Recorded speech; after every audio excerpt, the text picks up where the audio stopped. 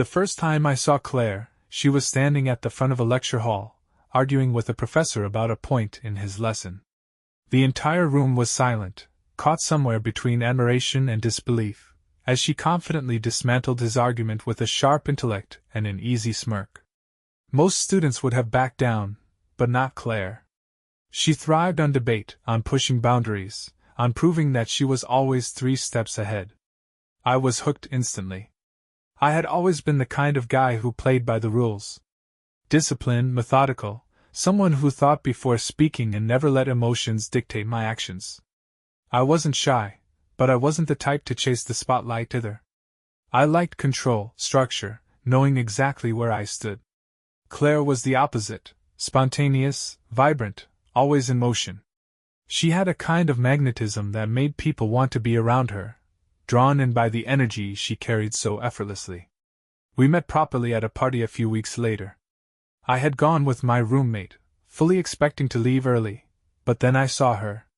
She was in the middle of an animated conversation, laughing as she gestured wildly with her drink, completely at ease in the chaos of the crowded house. When her eyes met mine, something shifted. She held my gaze just a second too long, just enough to make it clear that she had noticed me, too. I was never one for grand gestures or reckless confidence, but something about her made me bold. I walked straight up to her and told her I had seen her debate in class. She smirked and asked if I had learned anything. I told her I had learned that she was probably the smartest person in the room, and she laughed. That was it. One moment, one conversation, and suddenly, my life felt like it had taken a new direction. From that night on, we were inseparable. We spent hours talking, about everything and nothing, about philosophy and politics and the kind of futures we wanted to build. Claire had big dreams, an almost insatiable hunger for more. She wanted to travel the world, to see and experience everything, to live without limits. I was more grounded, more focused on building stability, but that never felt like a conflict. If anything, we balanced each other. I kept her anchored, and she pulled me toward a life that was more exciting than I ever would have dared to create on my own. Ours wasn't the kind of slow-blooming romance that took years to develop. It was fast, electric, the kind of love that makes everything else feel less important. By the time we graduated, we both knew this wasn't something we could walk away from. Marriage wasn't just an option, it was inevitable. I proposed the day after we both landed our first real jobs. I took her to a spot overlooking the city, a place we had always gone to when we wanted to escape campus and just breathe for a while. I had rehearsed a speech, but the moment I pulled out the ring, Claire grinned and said, "Took you long enough." That was Claire, never one for hesitation, never one for uncertainty. That was the moment our life together truly began. Marriage came naturally to us. From the outside, we must have looked like the kind of couple who had it all. 2 people deeply in sync, thriving in both their personal and professional lives. And in many ways that was true. I had always been ambitious, someone who believed in hard work and discipline as the keys to success. My father had built a company from the ground up, and I had every intention of following in his footsteps. By the time Claire and I got married, I was already carving a path for myself in the company, working long hours and proving that I could handle the responsibility that came with leadership. Claire, on the other hand, had an entirely different kind of talent. She had a way of making people believe in her. It wasn't just intelligence, it was charm, wit, and an unshakable confidence that made her impossible to ignore. She started in marketing and climbed the ranks at an almost alarming speed, turning every project she touched into a success. People listened when she spoke, not just because she was good at what she did, but because she made them want to believe in her vision. We complemented each other in a way that just worked. Where I was measured and methodical, Claire was instinctive and quick to adapt. I preferred strategy and long-term planning. She thrived in the unpredictable. It was a dynamic that kept things interesting, and for years, it felt like we were an unstoppable team. Outside of work, our life was just as full. We traveled whenever we could, taking weekend trips to cities we'd never been to, chasing new experiences just for the thrill of it. Claire had a way of making even the smallest moments feel exciting, convincing me to try street food from vendors I would have otherwise ignored, dragging me onto dance floors at weddings, persuading me to take spontaneous detours just because they felt right. She lived in the moment in a way I envied, and I loved that about her. Our friends often joked that we were the perfect couple, the kind of duo you see in movies. We threw dinner parties that always ended with Claire at the center of the room, making people laugh, while I played the steady presence in the background, content just watching her light up a space. People gravitated toward her, but she always came back to me. That was the way it had always been. Even in our home, our roles seemed naturally defined. I was the planner, the one who made sure the bills were paid, that our future was mapped out carefully. Claire, in contrast, was the one who made our life feel like more than just a series of tasks to be checked off. She would surprise me with impromptu date nights, find ways to make even the most mundane moments feel special. We rarely fought, at least, not about anything significant. Claire could be stubborn, sometimes pushing back just for the sake of the argument, but I had long since learned that the best way to handle her was to let her wear herself out before calmly bringing things back to center. It worked. At least I thought it did. For years I looked at our life and saw nothing but success. A strong marriage, growing careers, a home filled with laughter and warmth. We had everything we had ever wanted. Or so I believed. As the years passed, Claire and I settled into a life that many would have considered ideal.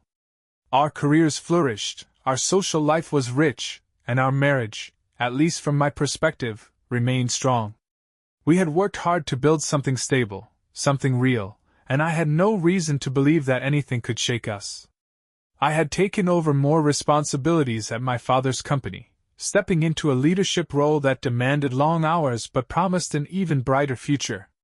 Claire, on the other hand, had established herself as one of the most sought-after marketing professionals in her industry. She had a natural gift for persuasion, for understanding people in a way that made her invaluable to any team. I admired that about her. While I built things with careful planning and execution, Claire could walk into a room, read the energy instantly, and make things happen with nothing but instinct and charisma. We complemented each other perfectly, or so I thought. Our home became a revolving door of dinner parties and weekend get-togethers. Claire loved entertaining, and I was happy to let her shine. She had a way of making people feel special, of making every gathering feel effortless and full of energy. I often stood back and watched, amazed at how easily she commanded a room. She belonged in the spotlight, and I never minded standing in the background, knowing she was mine at the end of the night. Our love life was just as passionate as it had been in the early years. Despite the demands of work and the occasional exhaustion that came with adulthood, Claire always found a way to keep things exciting.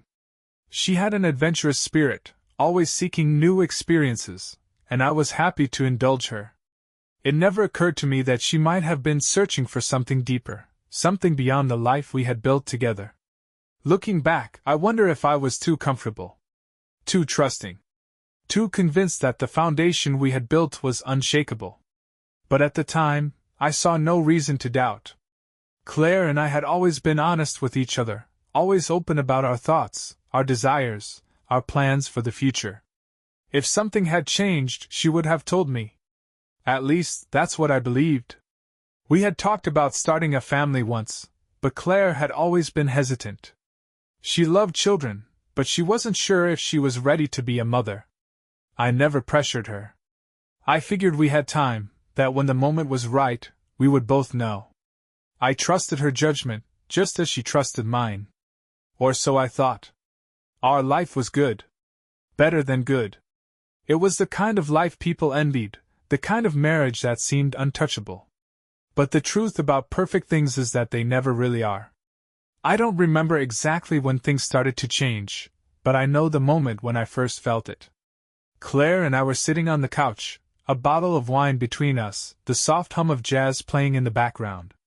It had been a normal night, nothing out of the ordinary, until she looked at me, her expression unreadable, and asked, "What do you think about open marriages?" At first, I thought she was joking. Claire liked to bring up hypothetical scenarios, just for the sake of debate, but there was something different about her tone that night. I felt a strange pressure in my chest, a sense of unease that I couldn't quite name. I asked her what she meant, trying to keep my voice even. She talked about how monogamy was unnatural, about how people evolved to crave variety, how love and attraction weren't the same thing, and how the healthiest relationships were the ones that embraced freedom rather than restriction. She said it all so casually, as if she were simply sharing an interesting article she had read, but I knew her too well. This wasn't abstract. This wasn't just a conversation. She was asking for something. I told her no. Without hesitation, without room for debate. My answer was final. Claire had always been able to charm her way into getting what she wanted, but not this time. She didn't get angry. She didn't argue. She just sighed, swirling the wine in her glass before setting it down. I just wanted to talk about it, she said, and then she changed the subject. I told myself that was the end of it. That she had brought it up on a whim, that it didn't mean anything. But things were different after that night. Subtle, almost imperceptible shifts. She started spending more time out with friends, started dressing up a little more than usual. At first, I didn't think much of it. Claire had always been social, always liked looking her best. But then there were the nights she wouldn't come home until after midnight. The unexplained absences. The times she would laugh at something on her phone, quickly tucking it away when she saw me watching. I asked her once, lightly, if she was seeing someone. She rolled her eyes, told me not to be ridiculous. And I believed her. I wanted to believe her. But belief has limits. The signs became impossible to ignore. A new perfume I didn't recognize.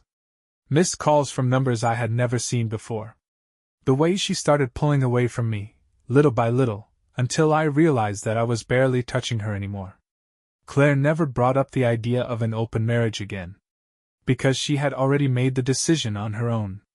Something about Claire felt different, but I couldn't quite put my finger on it. It wasn't sudden. If it had been, I would have noticed right away.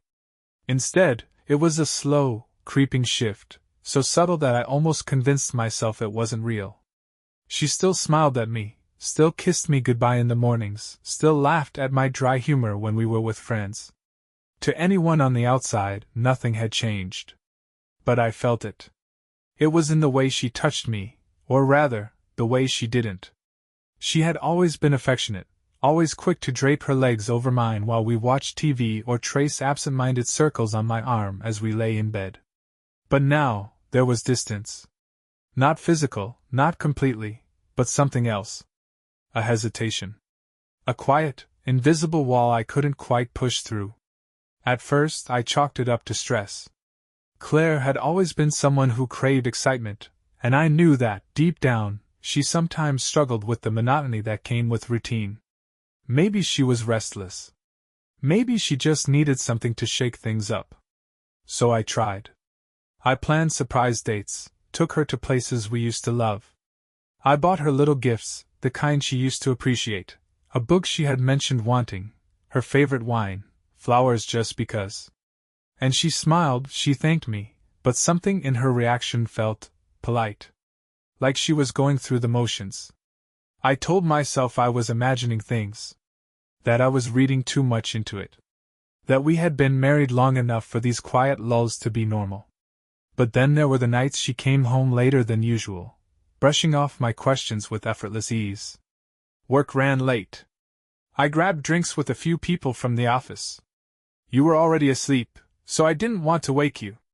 All perfectly reasonable explanations, all delivered with the same breezy confidence Claire had always had.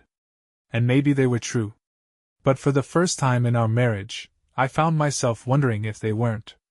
I didn't ask. I didn't press. Because I was still convincing myself that there was nothing to find.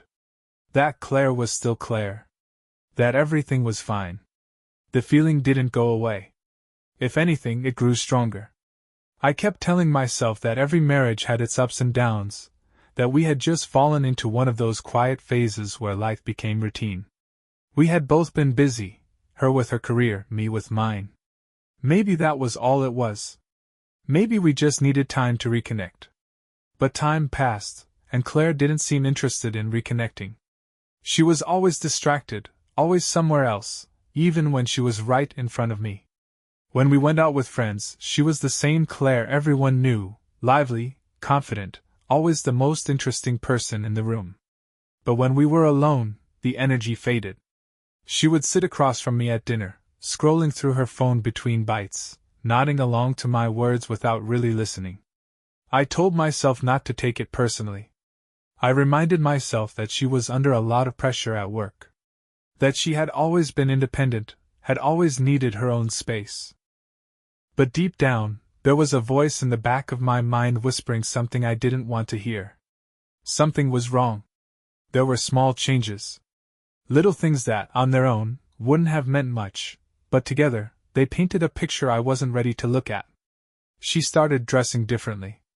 Claire had always taken care of her appearance, but now it was different. It wasn't just about looking good, it was deliberate. A new perfume, one I didn't recognize. Lingerie that she never wore around me. Clothes that were just a little more revealing, a little more daring. Her schedule became unpredictable. Nights where she used to be home, she suddenly had plans. Work meetings, social events, things she had never mentioned before. And when she came home, she was either in an unnaturally good mood or strangely quiet, as if lost in thoughts she wasn't willing to share. I asked her once if everything was okay.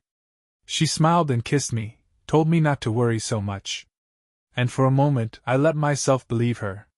But I wasn't sure if I believed in us anymore. Doubt is like a slow poison. It doesn't kill you all at once, it seeps in, drop by drop, until one day you wake up and realize you're drowning in it. That's what the past few months had felt like. A slow unraveling of everything I thought I knew, everything I thought was solid. Claire and I still lived under the same roof, still shared the same bed, still went through the motions of a marriage that had once been effortless. But it wasn't effortless anymore. It felt like I was holding on to something that was slipping through my fingers, something I couldn't quite name. She was always somewhere else. Even when she was right in front of me, her mind was 1,000 miles away. I could see it in the way she checked her phone constantly, the way she would smile at something on the screen and then lock it before I could glance over. I could feel it in the way she barely touched me anymore, the way she avoided my eyes when I told her I loved her. At night she would roll away from me in bed, claiming she was too tired, that she had an early morning. And yet, she never seemed tired when she was getting ready to go out, applying her makeup with a care she never took when it was just for me. It was in the way she started going out more. At first, it was a night here and there, a casual dinner with friends, a late meeting that ran over. But then the nights became more frequent. The explanations grew thinner. And the worst part? I let it happen. I didn't ask questions. I didn't demand answers. Because deep down, I wasn't sure I wanted to hear them.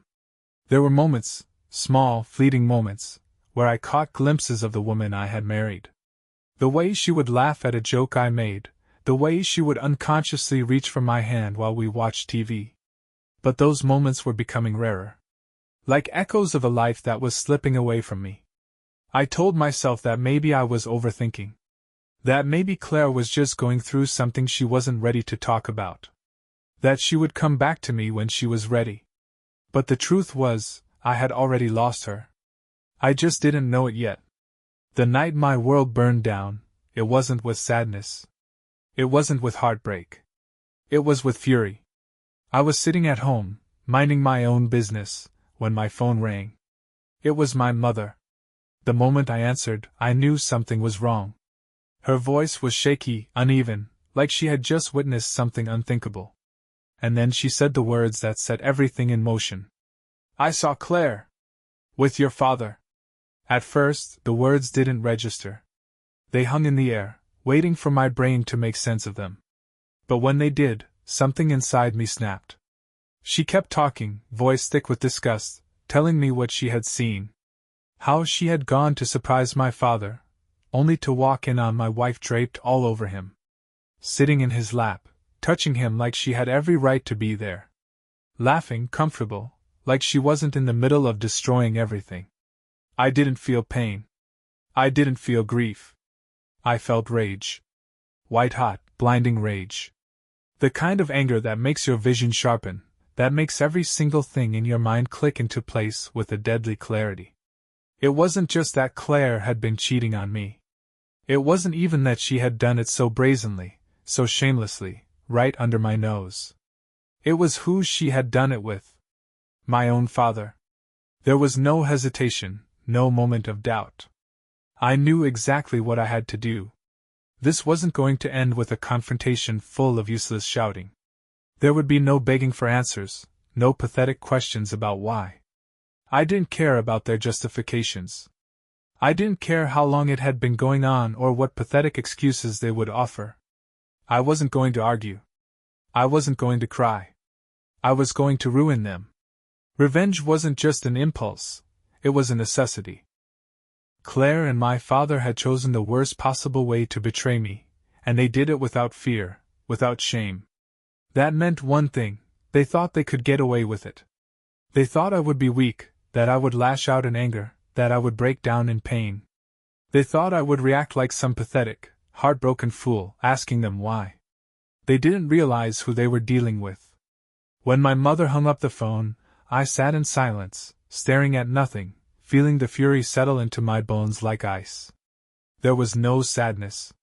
No grief. Just a clarity so sharp it could cut through steel. I wasn't going to scream, and I sure as hell wasn't going to confront them like some wounded animal. No, I was going to do something far worse. I was going to erase them.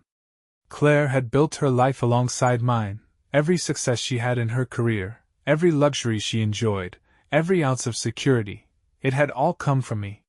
She worked at my company, in a position I had personally arranged for her.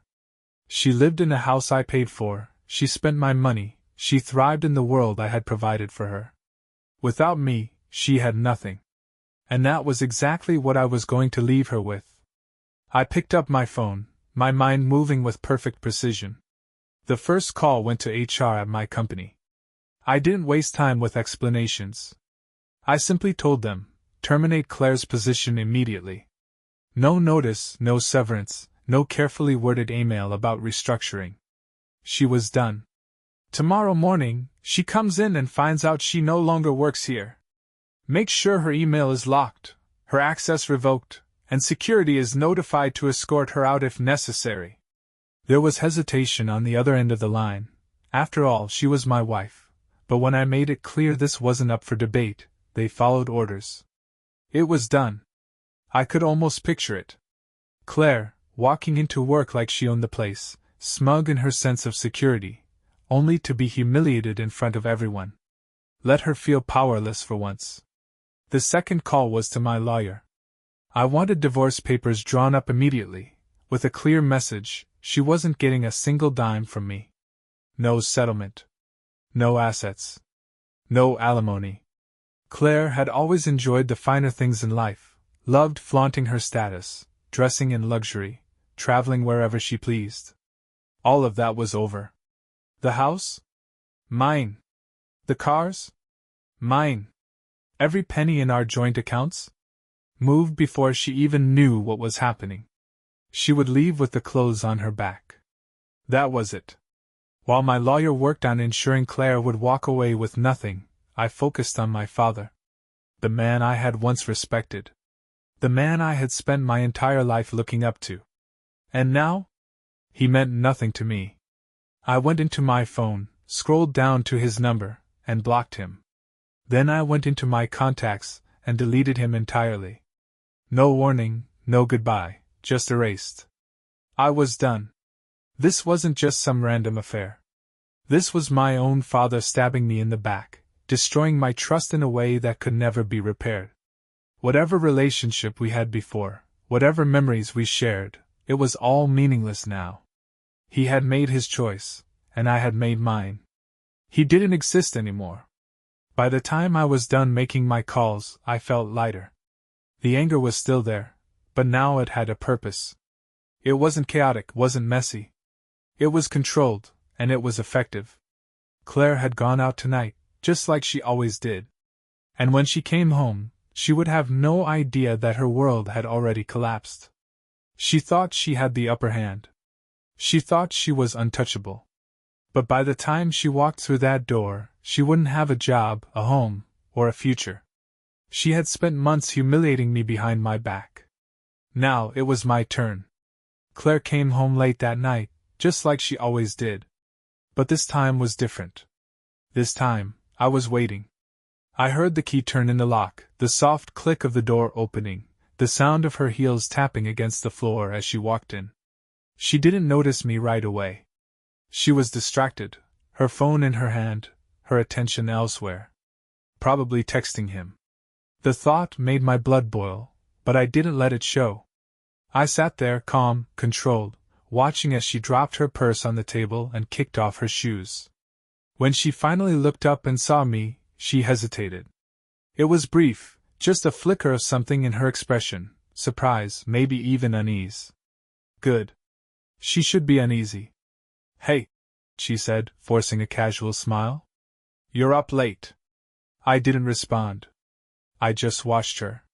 She tilted her head, waiting for me to say something, but when I didn't, she shrugged and started walking past me, heading for the stairs. Like she had nothing to worry about. Like she hadn't spent the night doing God knows what with my own father. I let her take a few steps before I spoke. You might want to check your email, I said, my voice calm, almost indifferent. She stopped. I could see the tension in her shoulders, the way her body stiffened for just a second before she turned back toward me.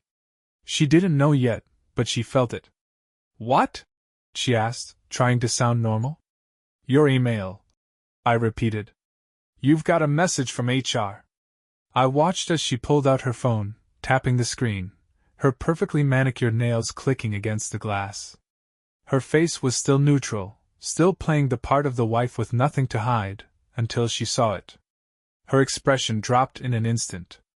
I knew exactly what she was reading. The notice from my company, the polite but firm message informing her that her employment had been terminated, effective immediately. No warnings. No explanations. Just gone. She looked up at me, her mouth slightly open, a mix of shock and confusion flashing across her face. What is this? She asked, her voice suddenly unsteady. You don't work for me anymore, I said simply.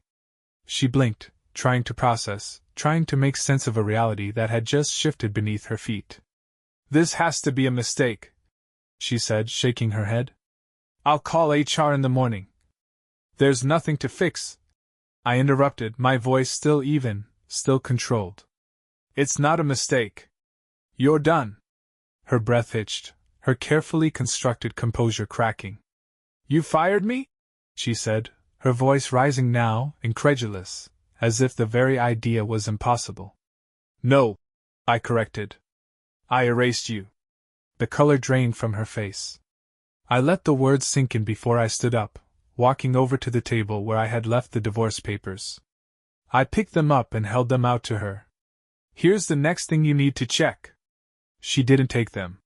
She just stared at me, her eyes wide, her lips parted, as if she couldn't believe this was happening. As if she thought she could still talk her way out of it. Wait, she said, swallowing hard. Can we talk about this? I almost laughed. Talk? I repeated. You want to talk now? She stepped closer, her hands reaching out like she could fix this, like she could fix me. I don't know what's going on, she said quickly, her voice desperate now. If something is wrong, let's just... I cut her off with a cold smile. Something's wrong? I echoed. Yeah, Claire, something's wrong. Like the fact that you've been screwing my father behind my back. Her entire body froze. For the first time, she looked genuinely afraid. I watched as the realization hit her, as the truth settled in her mind. I knew. And there was no talking her way out of this. She started, but I didn't care to hear it. Save it, I said, tossing the divorce papers onto the table. I don't need your excuses. I don't need your lies. I just need you gone. She stood there, stunned, unable to process how fast everything had unraveled. She had walked in thinking she still had control, that she could keep living her double life. Now, she had nothing. "You can pack your things," I said. "But don't take too long. The locks are getting changed in 2 days." Her eyes were wide, panicked. You can't just." "I can." And I did. I turned away, heading for the stairs, feeling lighter than I had in months. She could stand there all night, trying to find the right words, trying to salvage the pieces of her shattered world. But I was already done. Claire didn't leave that night. She sat in the living room for hours, staring at the divorce papers, running her hands through her hair, mumbling to herself like she was trying to rewrite reality in her head. I ignored her. I had nothing left to say. By morning, she was gone. I didn't have to throw her out. She knew she had lost. She didn't fight, didn't try to argue her way back in. She packed a few bags and left before I even came downstairs. Maybe she thought she could fix things later, that she could talk her way back into my life once I had cooled down. She was wrong. I made sure of that. Within days, my lawyer made it clear Claire wasn't getting a cent from me. Not the house, not the cars, not a single luxury she had grown accustomed to. She tried to fight it at first, but she had no leverage. She had been cheating, and the evidence, provided by my mother, who had been more than willing to testify, was overwhelming. She was done. The last time I saw her was in the lawyer's office. She looked different. Smaller. Like someone who had been knocked down and hadn't figured out how to get back up yet. Gone was the confident, self-assured woman who always seemed in control. In her place was someone who looked lost. Pathetic. She didn't say much. I think deep down, she knew she had destroyed any chance of crawling back. She had underestimated me. And my father? I never spoke to him again. I heard from my mother that his life fell apart just as fast as Claire's. After she found out, she wasted no time. She kicked him out, drained their joint accounts before he could touch them, and started divorce proceedings of her own. Just like that, he lost everything. Without my mother, my father was nothing. She had been the one who kept their life together, who handled the finances, who made sure everything ran smoothly. Without her, he was just a pathetic old man with a shattered reputation and no one left to lean on. I didn't care where he ended up. I didn't even look back. I had already erased him. As for Claire? I heard bits and pieces over the next few months. She had bounced around, living in hotels, crashing at friends' places, if she even had real friends left. When she lost her job at my company, her professional reputation took a hit. People talk. Whispers spread. Employers don't like hiring someone who was publicly humiliated and thrown out with nothing. She tried reaching out once, sending a long, pathetic email about how sorry she was, how she had made a mistake, how she hoped we could talk someday. I never responded. I blocked her email, deleted her number, and moved on. It took time, but eventually, life settled into something better. Something real. No more lies, no more betrayal lurking behind fake smiles. I rebuilt everything Claire had tried to destroy, and I came out of it stronger. As for her? She faded into nothing. And that was exactly what she deserved.